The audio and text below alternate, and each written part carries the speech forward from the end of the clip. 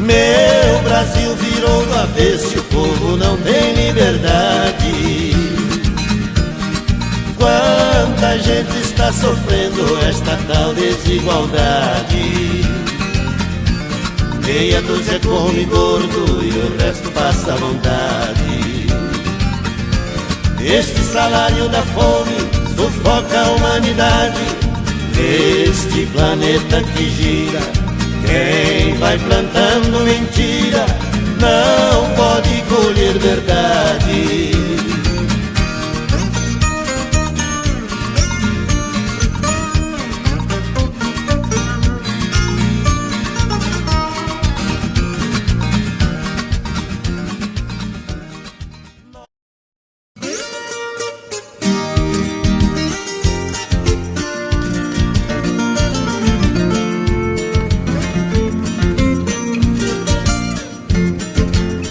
Eu dou motivo pra me chamar de caipira, mas continuo lhe tratando de senhor. Eu não me zango, pois não disse uma mentira. Pelo contrário, isso até me dá valor. Sua infância foi lições de faculdade. Na realidade, hoje é grande doutor. Não tive estudos, minha escola foi trabalho, desbravando meu sertão no interior.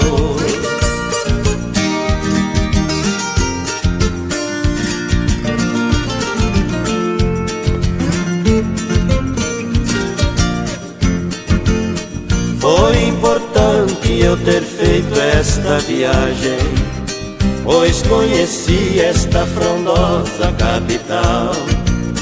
Estou surpreso vendo tanta aparelhagem.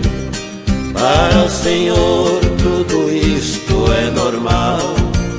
Sou o paciente que o destino lhe oferece. Não me conhece como um profissional. Lá onde eu moro o Senhor se sentiria como eu me sinto aqui neste hospital.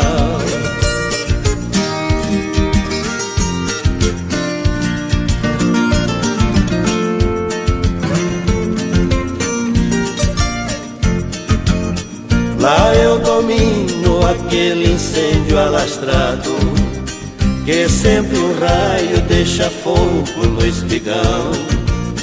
Se der um golpe em um jato baleado, eu sei o lado que a árvore cai no chão. Sou especialista em matar burros e porteiras. Sei a madeira que se usa pro morão. Vamos comigo.